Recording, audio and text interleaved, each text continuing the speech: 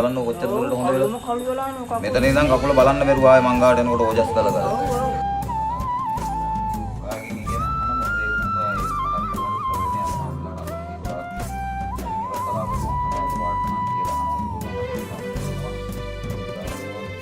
මේ කාර කට්ටු එක කාරණාව මේකට කිව්වඩේ බලටු වෙන්නේ කාරණා කරුවා මේ බයිරෝ පැත්ත මේ කවුකුණු කරන්නේ කියලා.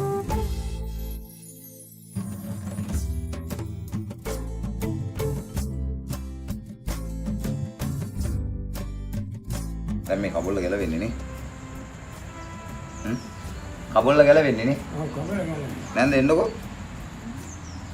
දැන් මේ කබුල්ල ගැලවිලා යන්නේ මේ පොඩ්ඩක් මෙන්න මේ දැන් මේ ආවිගෙන තියෙනවා. ඔව් ඔව්. ඒකට පොඩ්ඩක් මොනවා හරි ගාන්න. ඒ දන්නවද දැන් හරි මුන්නේ සරන් අපි කියන්නේ දවස් 11. ඒක තමයි මේ. ෆ්‍රේම් එකක් තියෙනවා. ෆ්‍රේම් එක ගන්න මේ දැන් වේල්ලා තියෙන්නේ. හොඳයි. ආයි දැන් තිබුණ විදියයි බලන්න කොච්චර දුරට හොඳ වෙලා. මෙතන ඉඳන් කකුල බලන්න බැරුව ආයේ මං ගාවට එනකොට ඕජස් කළා කරා. හරිද? දැන් ඔය දැන් දොස්තරලා ගාවට යන්න වේද මහතුරු ගාවට යන්න කියලා නම්බර් දාන මිනිස්සු මං දෙපාරයි වැඩ කරේ.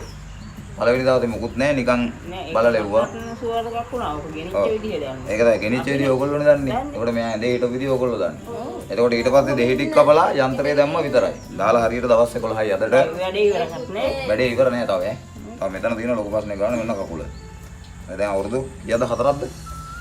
ඔව් 4ක් 5ක් වෙනවා. අවුරුදු 5ක් විතර මේ හොඳ කරන්න බැරුව දීච්ච තුවාල දෙක ඈ. හොඳයි ඉවරයි. මේවා තුවාල නෑ දැන්.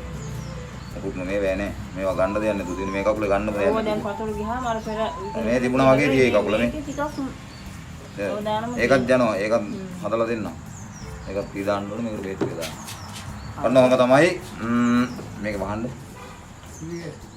ඉතින් මංගාට ආපේකේ තියෙන කකුල් දෙකයි ඔන්න දැන් දවස් වැඩ කළා දවස් 17කට.